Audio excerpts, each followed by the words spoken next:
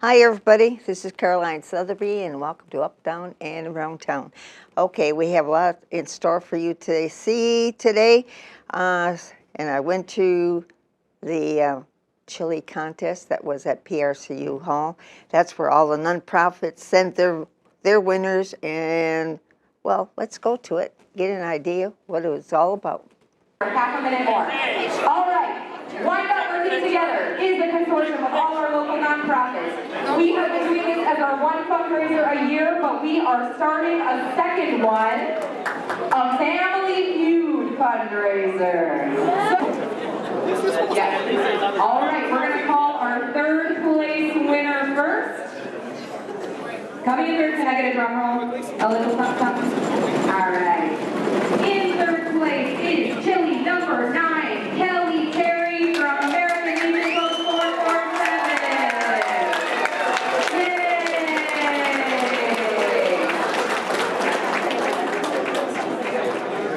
Yes, winners, please stay up here so we can get a photo. I'm asking the cook-off committee to come back up. I know you were all being shy before, but we need to take a picture with our winners. So please return to the front.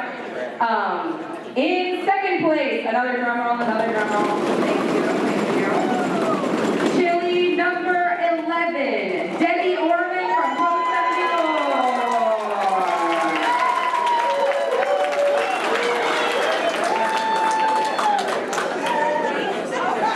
All right. Our last winner today, who has taken not only the judges' first place, but also the People's Choice Champion. Your elected winner, your adjudicated winner, all around top chili in the city for 2025, Tim Jakubowski from the Dyer Marine Corps League. Come on up. I'm sorry, 16. Chili 16.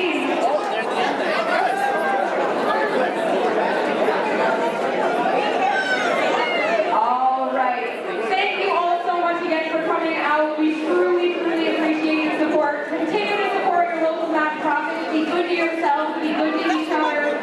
Everyone else out, come take a photo. And if you are any person who has a white ticket, take one more look because we have 3 baskets left unclaimed. That is 805 847 805 737 and 806 109. Thank you so much, everybody. Drive safe, take care.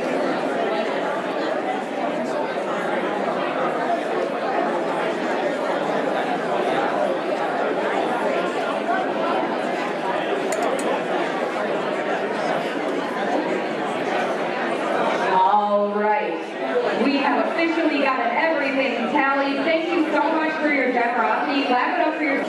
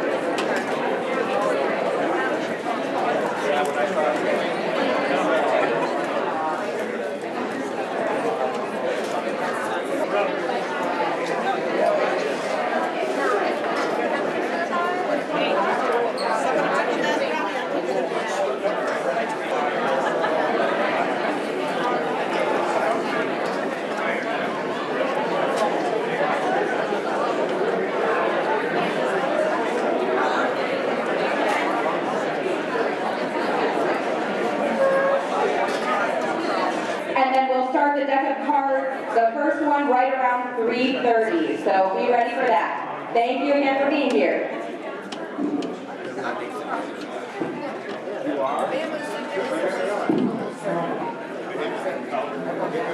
Welcome to the 4th Annual City Club Chili Cook-Off. We have 17, if I can count, great chilies that you'll be able to taste and vote for people's favorite. All of our raffles are now open. We have Share the Wealth or 50-50 right up here. Those tickets are 6 for $5.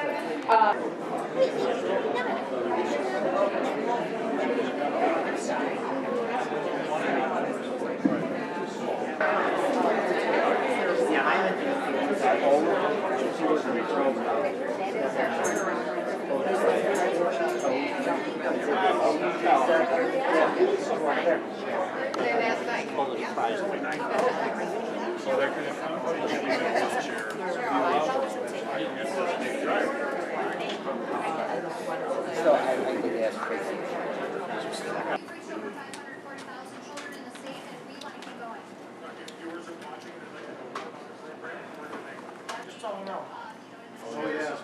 Good catch.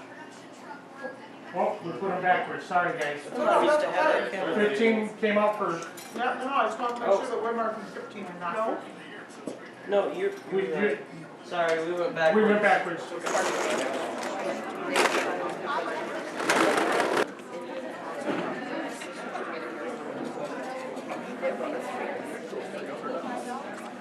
All right, that was Sunday. And the first part of the week, I went to a seminar at Motor City. But one of the features was a shuttle to the Detroit Lions Stadium. And if you have never been there, like I wasn't, here's some footage from there. And it's atrium in the. So that door closes during games. Close it, and then they open it. Holy cow.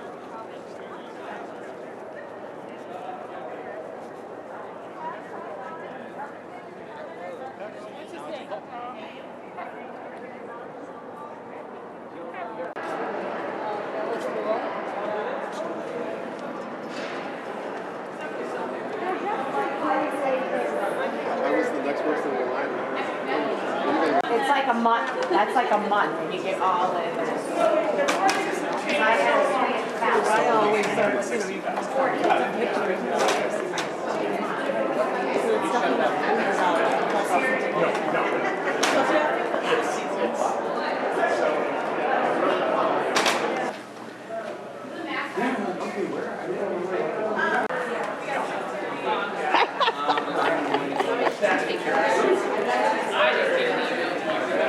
Welcome us. Welcome, welcome, welcome, welcome to Ford Field. Have a great evening.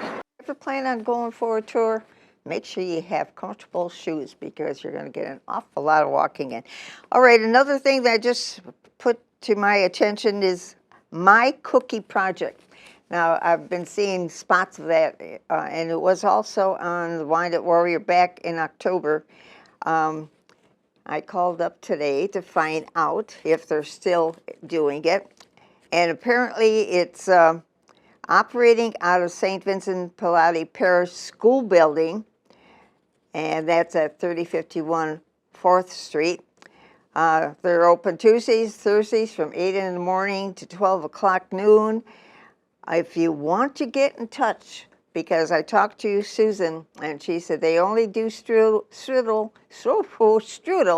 on Thursdays, and so call by Wednesday to put your order in, and that would be 734-770-2223. That's 770-2223.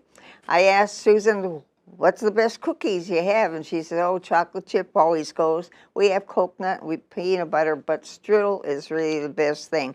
So not only do they sell the cookies at the school building, but the third Sunday at church, they will also have it. Then another person by the name of Maggie Gibson called me back, And I had asked what was the difference between Joe Brighton and theirs, or is there? And she said, yes, Joe Brighton used to have it up to the age 26 for these special kids. And she is now, after 40 years working there, she is now a volunteer, and all the volunteers are with this group. So keep on looking for them, keep on making them happy that they know something to do in business, and hey, they're bakers too. Anyway, just for old time's sake, because not everybody had a chance to watch last week's show, let's go back to that one. Yeah, so many people, I mean, you're young, and I'm trying to figure out, and you got this and this and this and this, and I'm saying, wow. Like I mentioned to you on the phone the other day, do you sleep, or do you, as you go to bed, you're thinking in all directions? Maybe you like to explain who you are and how you came to be. Well, Okay. Caroline, yeah, I'd be happy to. Thank you for having me. Okay. My name is Ron Thomas. I grew up here in Wyandotte. I'm from here. I still live here. I moved away for about a decade and came back in 2010. But I started after graduating high school here a career in like professional bike riding, which sounds out there and strange, right? Where I traveled around the country doing these performances with groups of bike riders as entertainment, really, is what it was. And a couple years into that, I decided to start a business that would put on the events that I used to perform in. And that's kind of how my, really, I guess you could say, career began. But I always knew that I wanted to get into something else. So while I was traveling doing that, I took some college classes. I learned about economics and finance and these sorts of things that are more material to my day-to-day now. But then time came in about 2010 when I was then living in Pennsylvania and wanted to go start getting into real estate and building projects because I always liked building things.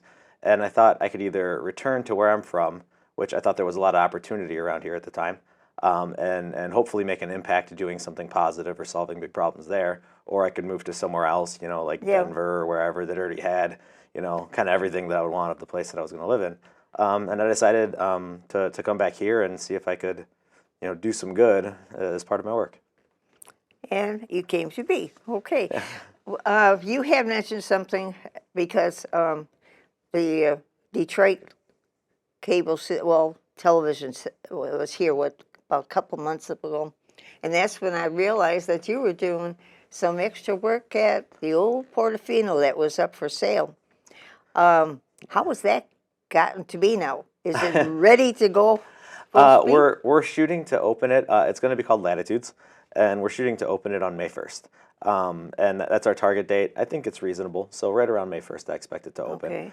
It's a pretty. It's going to look like and feel like a new place by the time we bring it back to life. I was just walking through there today. I walk through there almost every day, and it's coming along beautifully. And it was the reason me and two other people, Josh Cade and Leo Stevenson, are my partners on that project, wanted to do it was because we thought it was just a really special place. A lot of people around here have fond memories of. It's been well regarded for a long time, and even though over the last decade or so it had not been taken care of and really like fallen off, we thought it would be an important addition to the town and could be something people around here really enjoy. So that's why we decided to take that on. So how are you redecorating it? I guess you're gonna have to show up and find out. But I'll say that aside from the banquet hall part of it, we're doing some light remodel. Everything else is going to be, Basically the same? No, redone. Yeah, Really? when you pull up, it looks different. The entrance is going to be in a different location. Everybody thought the best room on the place was, or potentially the best room, was that back room by the water. But it was built poorly, and it wasn't air conditioned or cooled correctly, and it had those kinds of issues.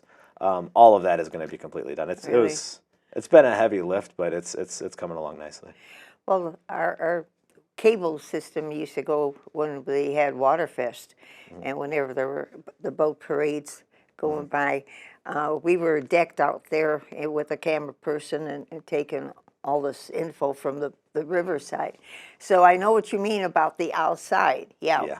I mean, you were there in the elements, basically. So yeah. Even if you're technically in the building there, it didn't feel like it. So you'll have to remind us then before May 1st and when you're going to start and what your menu's going to be. Absolutely. You're gonna have mostly the food, same food you had before? Or- No, it's going to be an entirely new menu.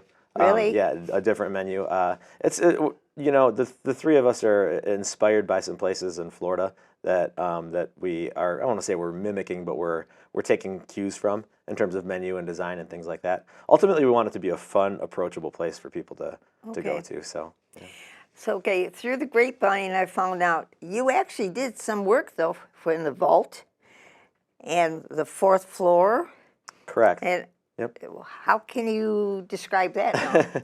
Well, it's my the first project I did that was outside of like a house, like fixing up a house, was what is now the offices on the corner of First and Oak Street. And I got that building because I mentioned I had an event business.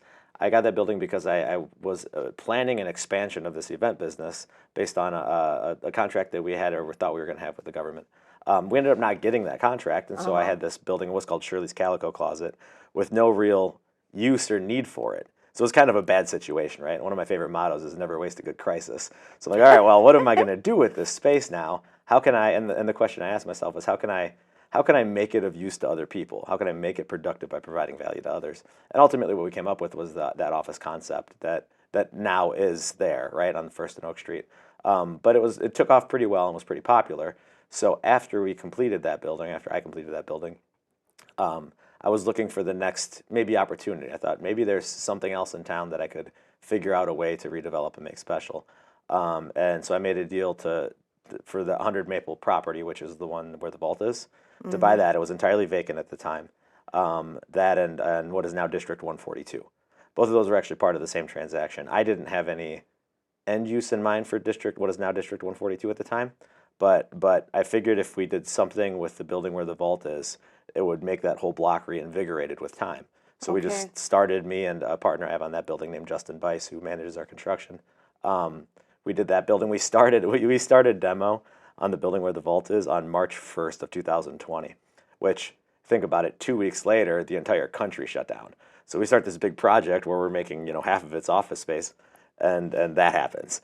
But at that point, we were already committed to the project, so we just decided to go full bore and see it through, which it turned out really good. So that's how we got involved with that building.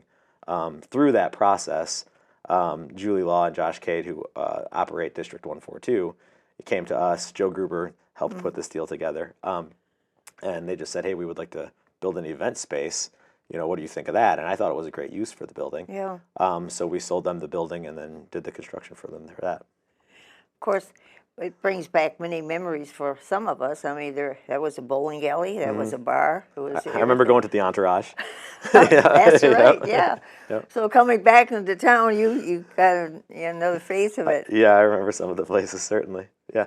Okay, so speaking of that, and you mentioned earlier, I think you mentioned it, the McKinley School. Yeah. So we're turning that into a residential development as we speak. It's under construction now. But if you go through the second story of that building today, you'll see that on the wall there are all these like murals of what were the buildings in town at the time. So it feels like you're walking through 2001 and 1995. Oh yeah. Because there's these like student-made art murals of Blockbuster Video, for example, and all of these places that David's Ribs that used to be here in town in that era, and we're going to preserve some of that and keep that in the How are building. you going to put all those apartments or condos? Yeah, Or a combination? A combination. There'll be 30 residential units total there. Really? Yep. That much room over there? Yeah, it's a pretty large building. Yeah. Well, right now, how do you convert an old classroom into a condo? Well, you kind of strip it down to its basic elements, and then you rebuild from there. So a big part of why I was intrigued by that project, and coincidentally I went to elementary school there, but a big part of the reason I was intrigued by it was because of the existing features and how much of it could be salvaged, I thought, to good effect. Like, for example, throughout the building, there are these, nice stone terrazzo floors with these like brass maps inlaid, the kind of stuff you would never build now because it'd be cost prohibitive, but it's still there. And it's, it's old and it's dirty and it needs cleaned up, but it's going to end up making for some really cool features that we're going to preserve. Yeah. The old time. Oh, yeah. Still there. Yep. Yeah. Okay, so what's in the future now? Anything special, or are you just taking care of what you have? I'm seeing through what I've begun to completion. Okay. As far as what's next, I don't have anything specific in mind yet, but I want to make sure that we do as good a job as we can at taking care of what we're already working on. Okay. Wow. Okay, so it's got to the point. Are you also in charge of the City Hall on Biddle Avenue? Yeah. Yep. Oh, yeah? Yep. How is that coming along? That one's planning phase is, I'd say, just about wrapped up. Is it? Yeah, and so from there begins the reconstruction. We've done, if you ride by, you can see like we've done all of the demolition that we have to do. We took all the asbestos out of it, everything else. But all of these projects are challenging in terms of design and all the planning and all the financing that goes into it. It takes a long time. That one by far and away has been the most complex because there's state involvement and city support, but the city's been great. That part's been pretty easy. But it just takes a while to sort out all those elements and get everybody swim in the right direction. But on that one, we're just about the end of the planning phase and ready to start reconstruction. Okay, so that's the limit right now. So you have, another one. What did you actually do to the fourth floor up here? This one's been done for quite a while, but the fourth floor above us, these are apartments. So the way that worked out, and this is just a fond memory I have of it, is I was asked if I would come and give a price to do the demolition of what was there because some people, I think locally, were going to do it, and it was a complicated demo job, more complicated than they thought. And so I'm walking through up there, and if you've ever been up there on the third floor here too, you'll see. But there's just like beautiful views of the city and the water, and I thought this could be really special. And I know that the city had wanted residential units to be up there, and so I was asked if I would be interested in building them, and I thought absolutely. You only get so many chances to take something and make it great, and I was just intrigued by the idea. So that's how I ended up becoming involved. But yeah, those have been complete for about 2.5 years. 2.5 years. Yeah. So you can look at your babies every once in a while and say, "Hey, you turned out okay." Oh yeah. That's probably my favorite place to go. Okay, for somebody that might be figuring out, how do I tell my kid what to get interested in, what to go and get college degrees in, and so on. Do you have any information for them? Because you somewhat didn't do a standard college degree, did you? No, I don't have a degree. I went to college for a while. But you went and got your source of information. Correct, yeah. And now, I mean, access to information is so ubiquitous that you don't necessarily have to have a degree to be successful. Yeah, I do. So at the very beginning of the show, you mentioned, that I must not sleep at night, and we talked about that previously. And sometimes that is true, but it's not only for the reasons of, stress and a lot on my mind. It's also because some things just, are exciting to me. And so it's hard to sleep when I'm excited. I want to get up and go to the office or write down stuff or go research something because I'm excited about, some opportunity or something. So to your question of, any advice on somebody if they wanted to, what path they should pursue, do what keeps you up at night. If you have something that you're so excited about that you just can't get out of your head and you think we want to go after it, because even if it doesn't work out the way you planned, you're going to make some progress, right? And nothing I've ever sought to do has ever ended up exactly how I thought it would be. And sometimes I've missed the mark by a wide margin, but sometimes it pulls me in a better direction anyway. And so I just noticed that if you pursue what you're excited about, you do as good a job as you can, you try to do right by other people, create value for others, just keep going, you'll get somewhere good. How about that? What I liked about the fact that you sometimes plan something and you go in different directions because something pops up and another idea comes up, or Yeah, absolutely. So, all right, I think, do we have any more questions? Any more questions? Well, if you do, you can always get in touch with him or get in touch with us, and I'm sure we'll have you on again, before May 1st. That works. Okay, will that be all right? Yep, absolutely. Okay, and you said you didn't get the boat from Portofino. I couldn't bear to block the view of half the people sitting there in the summertime, so no, we decided not to do that. Oh yeah, but at least the people usually have a good time going up and down, the river. Yeah. You go Now there's extra room for people to bring their own boats there. Huh? So now there's extra room for people to bring their own boats there. That's right too. Yep. Yeah, because you still have all the frontage on the side there too. Yep. Okay. So you have to put the whistle out for all the boats won't go, shoo, come on down. So, Yep. hey, thanks for coming. I appreciate you coming there, and you got out of work and you're ready to go home and eat. So thank you. Thank you, Caroline. It's been a And pleasure. keep in touch. Okay. Will do. All right. And thank you for watching. We'll see you next time on Up, Down, and Around Town. Bye now.